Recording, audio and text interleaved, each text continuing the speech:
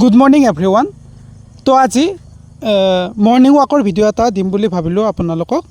তো duty room এনেকৈ থাকিলেতো নহ'ব, নিজৰ স্বাস্থ্যৰ কথা ভাবিব লাগিব। তাৰ বাবে আজি মৰ্নিং ৱাকলৈ ওলালোঁ। নেচাৰেল ভিউটো চাওকচোন, এফালে পাহাৰ, তাৰপিছত ৰাস্তাটো টু লেন ৰাস্তাটো, তাৰপিছত গছ গছনি, কি ক'ম আপোনালোকে দেখি গম পাইছে। তাৰপিছত ছাতিটো লৈ আহিছিলোঁ, বৰষুণ দি আছিলে এইকেইদিন, তাৰ বাবে ছাতিটো মানে বেক চাইডে লৈ লৈছোঁ। তাৰপিছত পালোঁ কেন্দ্ৰীয় বিদ্যালয়খন জাগিৰোডৰ। মই যিহেতু জাগিৰোডৰ কৰ্মসূত্ৰে থাকোঁ, জাগিৰোডৰ ভিউৱে দেখুৱাই আছোঁ আপোনালোকক।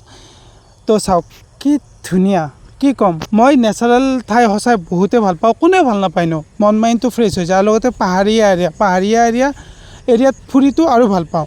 তো এনেকৈ খোজকাঢ়ি গৈ আছোঁ, লাহে লাহে ৰ'দ দিলে, যিহেতু বৰষুণ দিলে বৰষুণ, ৰ'দ দিলে পূৰা গৰম হৈ যায়। আৰু এই ঠাইখিনি চাওকচোন কি ধুনীয়া লাগিছে, মানে মাইণ্ড ব্লয়িং। তো এনেকৈ আহি পালোঁ দেওশাল মন্দিৰ। জানে আপোনালোকে জাগিৰোডৰ দেওশাল মন্দিৰ ফেমাছ হয়, শিৱ মন্দিৰ।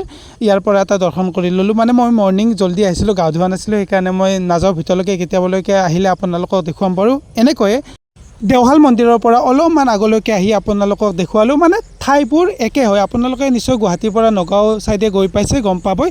দেওশাল মন্দিৰৰ ৰাজহাক এতিয়া এবাৰ দেখুৱাই দিলোঁ, কি ধুনীয়া লাগিছে নহয়নে।